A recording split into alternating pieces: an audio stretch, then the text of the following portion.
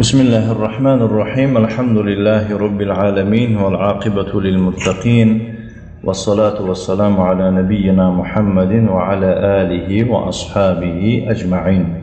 أما بعد، فنتابع درسنا من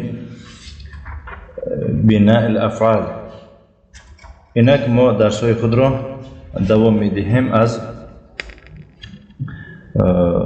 صرف به نام بناء الافعال، یعنی ساخت فعل ها.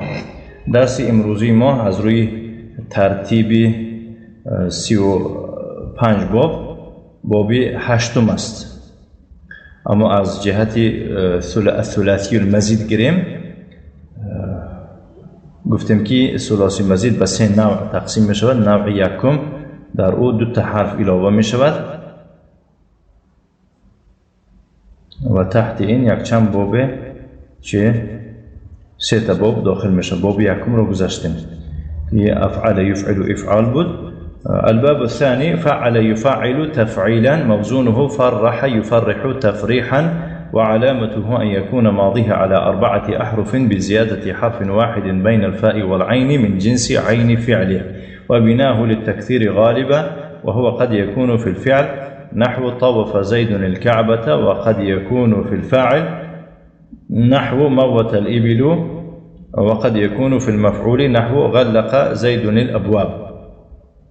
خب، باب دویم فعل یفعل تفعیلا بود است. هموزن این باب به مثال فرح یفرح تفریحا، یعنی که یک کسی دیگر را خرسند کرد.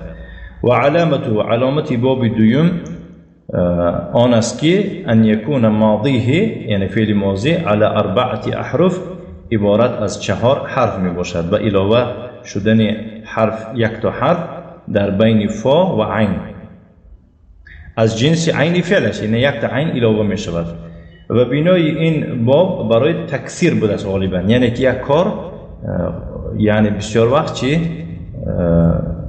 بسیار روی می دهد، یک کاری که بسیار در بسیار حالات بسیار روی میدهد، همین باب میبرن. و همین بسیار روی دادن همین بعضا میباشد در فعل، یعنی خودی فعل بسیار تکرار میشود. مثلا طواف زید الکعبه، زید در اطراف کعبه طواف کرد. انمو فعل طواف یعنی طواف زید بسیار شد، یعنی فعلی همین کاری طواف دور زدن در اطراف کعبه چی از جانب زید بسیار شد. فهمیده نه؟ این بسیاری در فعل است یا در فاعل یا در مفعول. پرسن میگه در اینجا در فعل بسیاری آمده ایستاده است. و قد یکون فی الفاعل، بعضا بسیاری در فاعل روی میدهد. مثلا میگن که موت الابل، مات الابل شتر مرد میگویند. موت الابل شترها مردن، یعنی بسیار شترها مردن. موت فعل الابل فاعل شده ایستاده است. در اینجا فعل تکرار نشده است که چونکه بسیار مردن خیلی نیست که یک کس پای در پای مرد. فهمیدید؟ یا یگان چیز پای در پای مردن نمیشد که یگان میمره تمام.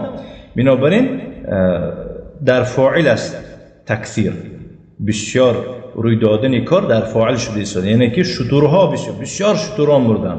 و قد یکون فی المفعول، بعضا میشود که همین بسیار روی دادن در مفعول میشود. مانندی غلق زید الابواب، زید درها را روز کرد. خب غلقه مثال گیریم در بسیار روز نمیکنن، یک کلی داره محکمش میکنن، تمام معلوم میشه که در فعل نبوده است. زید یک خودش تنها های. فهمیده؟ الابواب درها، معلوم میشه است که زید بسیار درها را چیکار کرد؟ روز کرد. معلوم میشه است که بسیاری در اینجا در کدام چیز روی داده شده ایستاده است؟ در مفعول بهی. همین خیلی کفایت میکند.